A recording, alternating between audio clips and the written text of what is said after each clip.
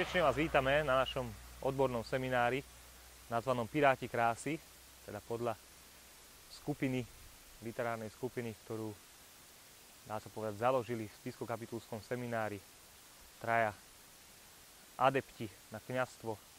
Samozrejme do skupiny patrili potom ďalší, ale dnes konkrétne budeme hovoriť o troch významných osobnostiach slovenskej katolíckej moderny, a to Paľovi Jušákovi Olivovi, Jankovi Silanovi a Mikulášovi Šprincovi. Túto kúsok od Nitry, nejakých 19 km, nachádzame sa pred obcov Nové Sady, v ktorej časti, teda čas Sila, sa narodil v roku 1914, pred 100 rokmi, Ján Ďurka, ktorý neskôrší teda básnik Janko Silan. Vážení a milí priatelia a obdivovatelia Janka Silana a jeho poézie. Dovolte mi pozdraviť vás a zaželať príjemné posedenie pri rozprávaní o živote a tvorbe Janka Ďurku Silana. Možno si kladiete otázku, prečo sme sa tu dnes zišli, keď hlavná oslava storočnice bude až v novembri. Mám v rukách Silanovú knižku Zemepis mojho života a začnem teda od konca. Smútočné oznámenie. Kňaz liptovského dekanátu, veriaci farnosti Važec a zarmútení príbuzní oznamujú, že veľadôstojný pán Ján Ďurka Silan, duchovný správca farnosti Važec a básnik ospevujúci Boha, odišiel dňa 16. mája 1984 na sviatok svätého Jána Nepomuckého. Odišiel spievať svoje piesne Bohu.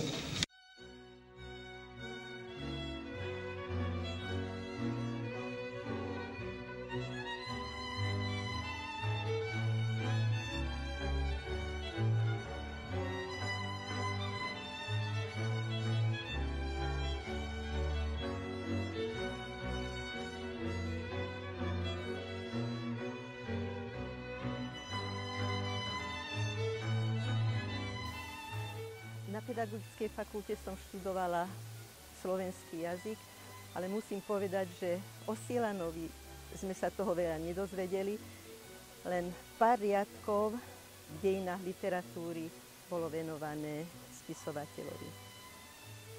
Ale u nás doma sme opatrovali jeho knihu Kuvici, ktorú mamka dostala v čase, keď mal on primície, vypomáhala v dome. A knihu teda dostala od neho darovanú a sme ju opatrovali ako v hlave.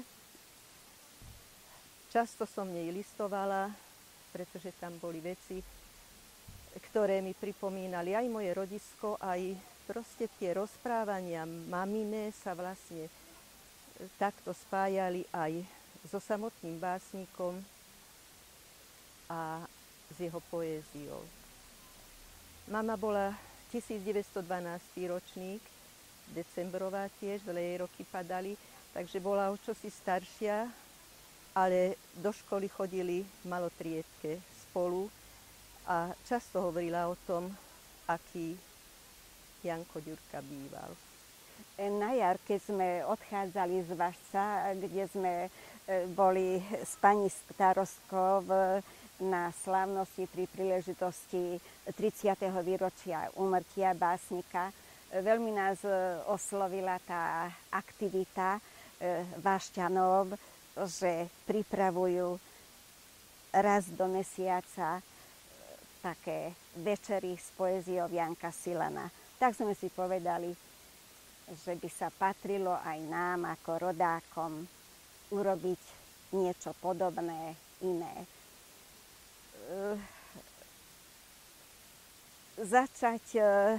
S organizáciou sme začali s prípravou tohto podujatia už v septembri, ale vždy do toho niečo prišlo. tak študentky okrem štúdia majú aj iné povinnosti. Tie, čo hrali na akordeóne a flaute, zase často chodia popoludní do Zušky. Málo kedy sme sa mohli stretnúť, ale aj napriek týmto ťažkostiam sa nám podarilo. A ja som veľmi spokojná.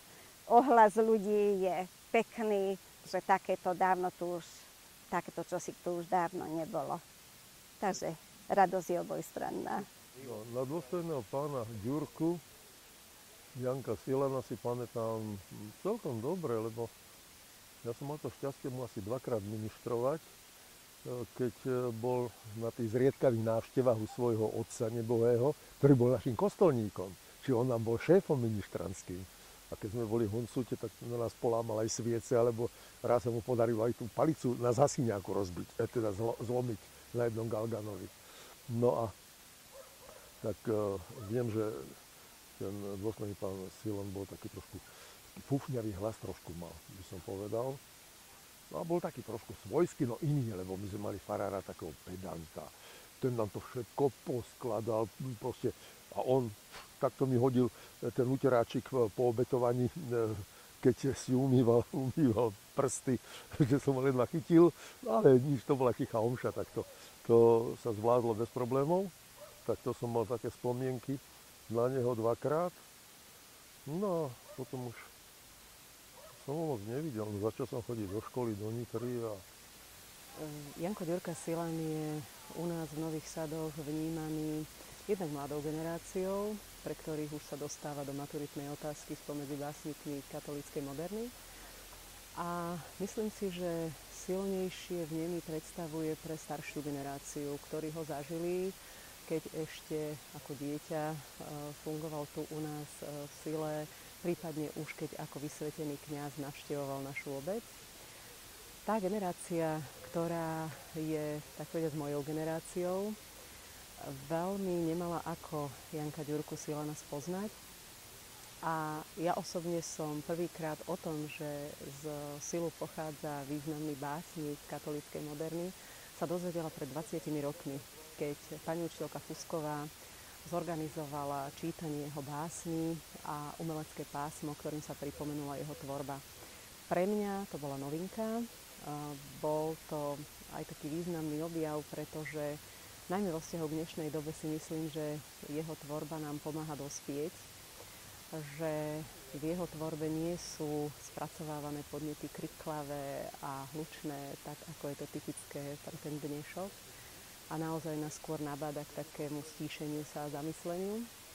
Takže ja ďakujem pani učiteľke Fuskovej, že mi pomohla takto objaviť takéhoto významného rodáka. Aj preto sme dnes takéto pásmo jeho tvorby pripomenuli znovu, aby keď 22. novembra budeme oslavovať výročie od jeho narodenia, aby možno až na Slávnostnej akadémii nemuseli moja generácia objavovať takéhoto významného rodáka a aby mali aspoň trošku prehľad a možnosť nahliadnúť do veršov a do myšlienok, ktoré nimi chcel odovzdať. Nachádzame sa pred kostolom v obci Nové Sady a práve v tomto kostole slúžil ako mladý katolícky kňaz Ján Ďurka Silan svoju prvú prímičnú svätú omšu v roku 1941. Tu za kostolom sa nachádza časť Sila, teda časť obce Nové Sady, kde sa narodil Ján Ďurka Silan a teda tu sa nachádza jeho rodný dom.